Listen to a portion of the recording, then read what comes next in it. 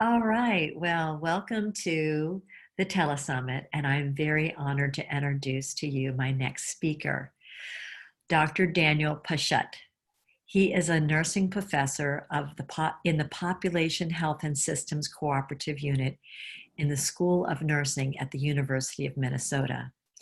And he has been really committed and well published in the development of Foresight leadership in nursing and healthcare, which has been really something I'm very excited about. He's an innovative nurse educator, and he is a future thinking strategist.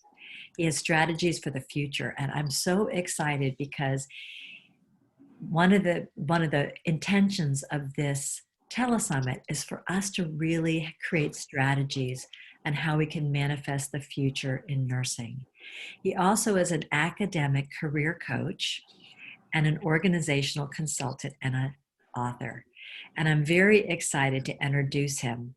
He has many, many degrees. He's been certified by the Hudson Institute Coach. He's a fellow of the American Academy of Nursing, and he has many awards, and he's been on many boards of directors. So without further ado, I am so honored to introduce you, and I'm so excited to hear what you have to say. And I especially like your background because it's as we're standing on the edge of the future, and where are we going to go? Into the Right. vast, divine, infinite galaxy. Well, thank you, Mary, so much. You're so kind and so creative and foresight driven to sponsor this telesummit with a lot of great, great nursing leaders. Thank you so much for your Thank efforts in that you. way. So tell me what your vision has been, because you've been thinking about this tremendously. So I feel like whatever questions I would ask, you're ahead of me on what the thoughts are for how nurses can move into the future, and what are some of the things that we can do to prepare ourselves to create foresight leadership. What does that mean? And tell us more about it. Okay, great. Well, futures thinking has always sort of been a red thread of mine as I've gone through my academic career. And it really sort of came to focus with me when I became president of the Honor Society of Nursing Sigma Theta Tau International way back when in 2003 and 2005. And every president has a presidential call to action.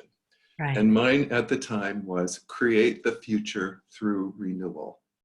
And I really did believe that if nurses paid attention to themselves and renewed their own spirit, they would be in a better place to take care of other people. And it Right. was an opportunity really to move from a discourse of regret to one of hope. And so my whole 2 years as president was designed around that in terms of encouraging people to find ways to maximize their contributions to the world. And I studied at the time with a couple, Michaela and Phil Tarlow, who wrote a great book called Navigating the Future. Mhm. And one quote always stuck with me from that book, and it was, what the future holds for you depends on what you hold for the future. Ah, And I think as each individual nurse maximizes their strengths and their values and their talents and their contributions, that future will unfold. So to that end, I have always woven into a lot of my work strengths-based leadership and values in action, and really admire the work of Lance Secretan, who talks about Spark Flame Torch is another book he's written. mm, And so I have all of my nursing students, and many times I do workshops on using the Gallup Strengths-Based Leadership book, so that if every nurse can articulate and define, that book gives people a clinical vocabulary for identifying what it is that they do best. mhm. And the Values in Action Institute in Ohio, it has a free assessment for nurses to go and take a values survey. And the Barrett Values Center in Australia also has a free personal values assessment. And so clarity of values, clarity of strengths, it helps people, I think, focus their purpose and manage their professional mission in life. And so the University of Minnesota I have a very popular leadership course, and I have students do the strengths-based leadership assessment and the values assessment and write a paper about how they will contribute to an organization. And part of the Gallup strength is they identify what followers want in a leader. And followers want four things: trust, compassion, stability, and hope. And the beauty of the strengths-based leadership book is that it really gives people, depending on their strengths, a strategy and a tactic for eliciting trust, compassion, stability, and hope in the people that they work with. So I could go on, but maybe you have That's another great. question. No, that's perfect. I love that. So tell me, so based on the values of nursing, and we all are, you know, there's leaders, there's followers. Talk more about those four values, because I think if we understand that about what inspires us and what will lead us forward. I mean, I think knowing those values will help us, will lead us forward. So how do you see us creating that professionally within a collective consciousness of all of us, of nurses? Okay, well, there's an interesting strategy that Lance Secretan uses to help people clarify their purpose and figure out Okay. their contribution. And he asks people to think, what's the most threatening thing in the world today? He calls that the terra threat. Okay. And then he asks people to figure out what the opposite of that is. And he calls that the terra fix. And he says, once you figure out the terra fix, that is what you are personally called to do or professionally called to do. So I think in my own world, the terra threat is neglect and negligence. And so I've contemplated that a lot. And the opposite of negligence happens to be nursing. If you look in the dictionary, there is a dynamic between nursing and negligence. And so every day in every way, nurses, I think, are enacting values, beliefs, strategies, and commitments to action that really nurture and care for people and really engender trust, and they bring compassion to their work. And nurses bring stability to organizations and to units and to families' lives. And I think nurses also instill hope.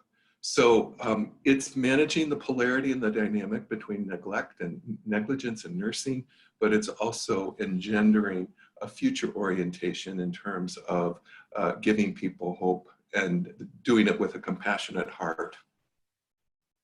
That's beautiful. That I really resonate with that. I never heard anyone say that before. You know, the neglect and then nursing is the fix. And the generative leadership of creating hope. Can you talk more about how we can move into just, I think, knowing what you just said, becoming conscious of that actually makes me shift in my thinking. I don't know exactly what I'm thinking, but tell me more about how we can step forward knowing that and creating hope. Well, that kind of goes back to my investigation of when I was president for Create the Future Through Renewal. I studied with Frederick Hudson at the Hudson Institute, and he wrote a book called The Art of Renewal. And it was mostly about, he interviewed adults who were really active and vibrant. And what he noticed is that sometimes people suffer from what he called future blindness. And Right. people become future blind when they get trapped in yesterday's decisions. They're overwhelmed with complexity. Things are moving too fast and there's discontinuities in their world. And he said what happens to people is that they develop a discourse of regret versus a Right. discourse of hope. And so here again, the polarity, the tension there is, how do we take people from being future blind to having foresight? And Yes. foresight leadership is really, I think, the creating a discourse of hope about how things could be, how we want to imagine things, what's plausible, what's possible, what's preferred. And so I do define nursing foresight as the ability to forecast what will happen or be needed in the future considering emergent healthcare trends that have consequences for population and planetary health. Foresight and future literacy, I think, are essential to the profession's purpose, definition, professional scope, and standards of practice. So I would like people to become future literate. I would like people to develop an anticipatory mindset. I would like people to figure out what the future holds for them and realize it's what they hold for the future through strengths, values clarification, and making a contribution. So as the leaders are listening to you, can you be, one of the things that's, I love this, I think this is so important. As someone who is nursing right now, tell me ways in which they can develop these skills. I hear that you said you should know your strengths, you should know your values, you should get a sense of your purpose, foresight, having foresight of what we can create in the future. Could you talk more about foresight, the foresight of that characteristic? Well, there are a lot of emerging trends, and I think that a fellow I studied once, Bert Nannis, wrote a book about visionary leadership. And he said, if you're not spending 20% of your time scanning the environment and looking for what's coming down the pike, you'll be caught unaware of what the trends are and what the consequences of those trends are. And so just actually putting foresight issues or environmental scan on an agenda in a meeting or an organization to invite people, what have you seen on the TV? What do you think is coming down the pike? What do you think of artificial intelligence? How is this going to impact what do you think about robots, as care providers? How is this going to impact us? And, what does it have to do with you personally? What will it do in terms of relationships? How do we need to behave in this environment? And what does it mean for our system? So there are a number of foresight resources. One we've created at the University of Minnesota here, the Foresight Leadership website. It's www.foresight-leadership.org. I've tried to curate a lot of information there about futures thinking. There is an association of professional futurists. There's a World Federation of Future Studies, which has got tremendous resources. And so getting foresight in schools, getting it in curriculum, getting it in leadership courses, putting it on agendas in organizations, and getting people to have the conversation is going to be important. And today, given what's going on with the COVID, everybody is wondering what's next. What's next? What is post-normal?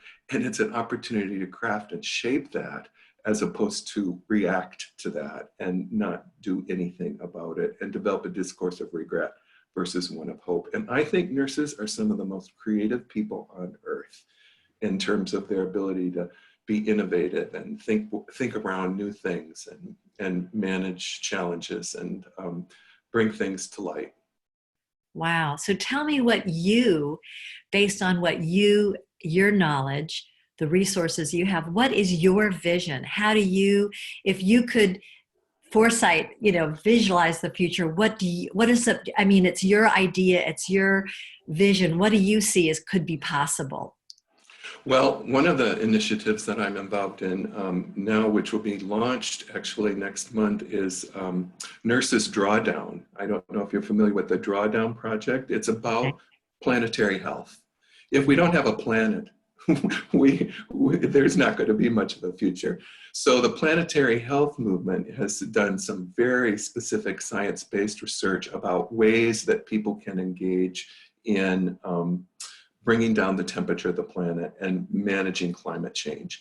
And there is a heroic group of nurses, the Alliance of Nurses for a Healthy Environment, ANNE, and one of the faculty members I work with here, Dr. Teddy Potter, are creating a movement called Nurses Drawdown, where we are identifying 4 categories out of the Drawdown Project: education of women and girls, plant-based diet, planting trees, managing energy, and mobility and access. And so this will be a website people can go to, nursesdrawdown.org. sign up and make a commitment to do something in their community around one of those areas that they might I be love passionate. it. It's a calling to my own heart. I love this. Yes. So be on the lookout for that. I It will. will be launched, I think, maybe on Florence Nightingale's birthday on the 12th. It's already, Fantastic. there's a beta site up, nursesdrawdown.org, Okay. and spread the word. I will. We're going to spread the word. Repeat what those are again. It was planting more trees, have a plant-based diet. What were the other two? Education of women and girls, and Education of women energy, and managing energy. energy. Mhm. That's fantastic. That's one of the things I don't, it's your interview, but one of the things as a nurse, I have been very, very committed to conservation of environment. Yes. And I've been very committed passionately about how to protect the water, the air, the trees, the land, the conservation. And I really felt like part of it was my activism as a nurse. You know, when Yes. I would talk to people, and I'm a nurse, this is what I care about. I care about the environment. And and I always felt like nurses, one of the things we can do is be proactive to protect the environment as part of our health, being health advocates. Absolutely. And it goes back to the really core of nursing, that nursing meta paradigm we all studied in school in the late 70s. They say it's about nursing, person, nursing, health, and environment. And Yeah. that is the domain of nurses, right? We take care of Yes. people, we bring our management of our negligence nursing to that, but we do it in an environmental context, and we are focused on health as opposed to disease and illness. That really empowers me to think about the neglect. You know, you go from, well, this has been neglected. How can we be nurses in nurturing the healing of this planet? Exactly. So Wow. that's my current project. So Foresight thinking, it's fuels the Nurses Drawdown project. And if we can save the planet, we'll all have a future, right? Exactly. So tell me more about some of the projects that you've done, because this sounds like an exciting one. You can talk more about this one or other things that you have done. I think that you, as a futurist, and you have strategies. I know we can't share all the strategies, but tell me more of your strategies. Well, one of the things I do is I joined some groups on LinkedIn. There are several interesting groups that are future oriented: the Foresight Educators, the Science and Technology, the Singularity University. There's also a Foresight Wiki that I follow, and just to increase my own knowledge, skills, and abilities about that. That's one thing I do. Another thing is this morning at 11, the Association of Professional Futurists is having a meeting about what higher education is going to do after COVID-19. And so you get all these brilliant people in the room talking about new ways of thinking and new ways of creating. And then, you know, I pass that on. My contribution predominantly is as a teacher. I'm Right. an initiator, and I can adapt pretty well. So That's wonderful. So you know your strengths. I love that. I do. And just as an aside, there is a new book out by the fellow who created the StrengthsFinder, Tom Rath. Yes, It's called Life's Greatest Question. I And like he that. talks about not only knowing your strengths, but figuring out what your contribution to the world is. And there is an assessment in there as well. And so I'm going to add that to my repertoire and the assignment for the students into the future, so that they'll know their strengths, they'll know their values, and they'll know their contribution. And armed with that knowledge, they will be able to be more intentional and purposeful in what they do and how they do it. That's fantastic. One of the things that I'm interested in is nursing is a very powerful, innovative, intelligent, foresight. We're moving into this way. And what I think comes up for us is the barriers of, what are the barriers and how can we reframe the barriers? Can Mm. you speak to the barriers that we come into time and time again that stops us from moving into the future that we can become more conscious of so we can transcend them, if that Hmm. makes sense to you. Right. Um, okay. It's my sense is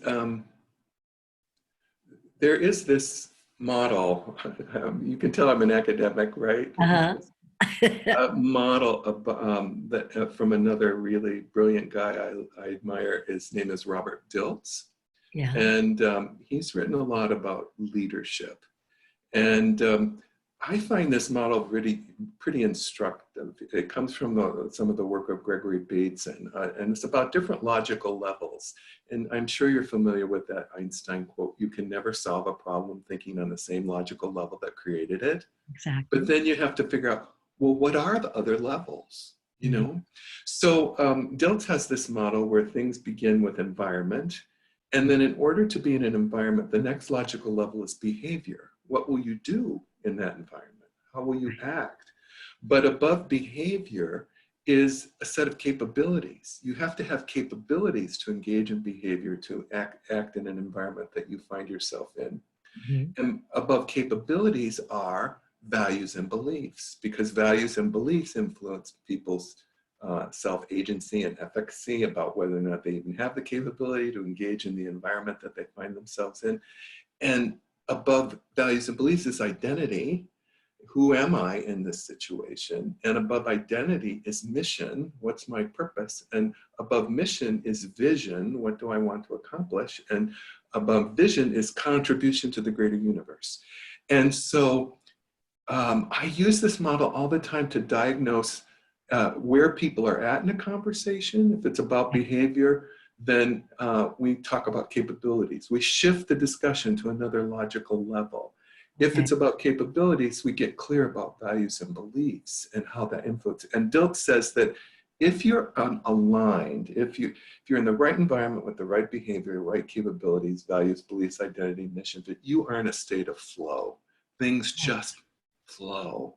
But if any one of those things is out of whack, you feel a little bit stressed and you might not be able to put your finger on it. So the model is diagnostic, but it's also prescriptive, right? So if you can Right. figure out where am I at and where am I misaligned, how might I get clear about purpose, mission, vision, contribution, values, and beliefs here, and how can I bring that back to help me align in this situation? So it's a very it's a very useful model, I think. That's great. One of the things I find, though, I've been coaching nurses because I've been a faculty coach with Watson Caring Science, and we create a philosophy and a value. And what happens is these nurses go back into their systems, and there's a misalignment Yep, and I'm mismatch. also feeling it that I'm noticing that the business model Yep. is infusing the healthcare systems, and there's a dissonance of one is based on profit and the business model, and one is based on patient care and a humanitarian model, which is a value system. And I'm finding at this point there's this tension that's happening even right now. And how that's the barrier, that's the misalignment. So how would you suggest getting into the flow of just Mm, working in these systems where the alignment is different? right. Well, that's a good question. I'm a big Ken Wilber fan too, right? Integral Great. theory, right? Yes, And yes. so he says all people, everybody's right partially. And so I use his model a lot actually in futures work, as well as thinking about what does this mean for me personally, Right, phenomenologically? What does right. it mean for my relationships? How do I behave? And what does it do for the system? And I think that many people get stuck in maybe their own individual area and don't think of all four quadrants and what's possible there. And so I think having a systemic integral view of things Right. becomes important. Having a systemic integral, and what I heard you say is that everybody's partially right. Right. So we see we Tell me more about that so people can wrap their heads around that in a particular situation and develop capacities to deal with that in real life. Hmm. Well, let's see. Probably, let's see, my academic background. Getting clear about what people are thinking, feeling, and behaving. Hmm. Getting clear about where people are at developmentally, because Hmm. I also have a whole other interest in how people develop over time. Hmm. Understanding where people are coming from in terms of their story and their perception.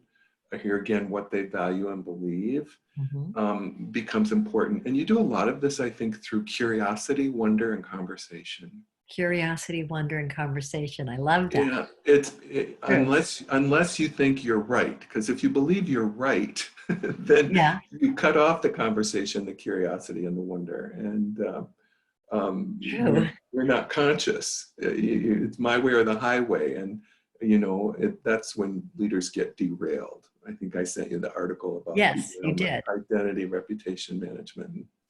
Yeah, so just being open and curious and engaging people in a conversation and learning um, is there's a group that is doing a lot of work now on conscious leadership, and actually they have a book called 15 Commitments of Conscious Leadership. It's an excellent book. I really admire I and want to appreciate get that book, Conscious Leadership. Conscious Leadership. They have a great website.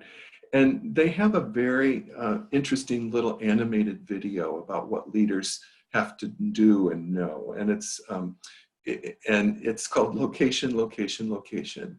And Yeah. they make a distinction about, are you above the line or are you below the line? If you're below the line, you believe you're right. You think the world is after you. It's overwhelming. You develop victim consciousness. Right.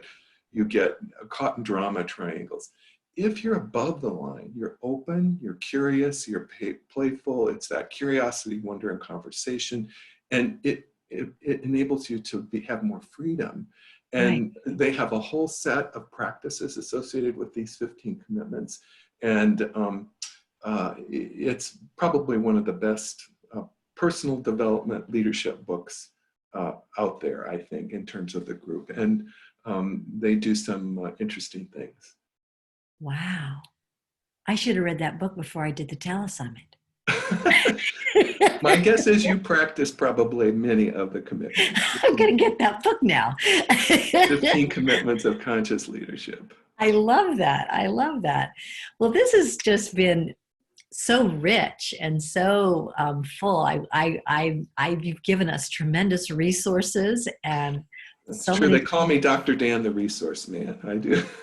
Is this what they call you? Because it's so true. It is true. I do have a lot of resources at my fingertips, but partly it's because I want to know how best to operate in the world, and I come across all these fantastic things, and I feel compelled to share them. I think it's great. Well, this interview has been incredible for me because, my vision as I'm stepping into a new future of like, what is my contribution to nursing and what can I, what can I do as far as being a conscious visionary leader? And what I'm hearing is you're giving me so many resources that I can reach out and engage and really think about foresight leadership, like what part of this whole emergence, like, and I'm sure I'm like the people that are listening to the telesummit. I think we create things so we create a journey of our own learning. And the telesummit has been so rich that I've reached out to people that I think I can't believe, like you, this is exactly what I need to know. So Uh, I can make a contribution to nursing. So I can develop the capacities and the vision. And, it's like, I'm not there. I need to get there. So I sort of am inviting the listeners, I guess, to consider this for themselves. yes. And what are our resources in nursing? Because we work in systems and in hospitals or work at particular universities, and we're focused on being very involved with what we're doing, but how do we create this foresight, visionary consciousness of creating what needs to be next. And for me, it's like we need to decide based on our values. This is just my bias as a nurse. The values of humanity, the values of caring, the values of nursing, they're so necessary, and that's what the future needs. So we have to Yes. develop the skills to be able to do that. And what you're saying is, I can see you're the future. You know, you're already in the future right now. Okay. you're, Hovering above. you are, yeah, you're there. I mean, it's like I can see you from the future coming down, talking to us in the present moment. I love Right. it. Your There you background's go. fantastic. So are there any last things you want to conclude with? um, I think not. Just that maybe that quote again from the Tarlows, what the future holds for you depends on what you hold for the future, but that presupposes that you know you, and Yeah. you know your strengths, your values, your contribution, and what your mission is in the world. And I think anyone who consciously, intentionally chooses nursing as a career is really challenged to develop and manage that polarity between nursing and negligence in every context and situation they find themselves in. Fantastic ending. Well, I appreciate your time. I appreciate the contribution that you've given our profession. I appreciate, after reading all your articles, the depth of your wisdom, Mm. of what you share with us professionally and as a human being. You're a tremendous human being and a gift to us. So I just want to thank Well, you so much for you choosing nursing and you holding what you've held for this profession oh, and this. well, thank you so much. And thank you for the work that you're doing to bring the message to so many. Thank you. All right. You have the most wonderful day. You too, Mary. Thank you. Thank you. Bye. Bye-bye.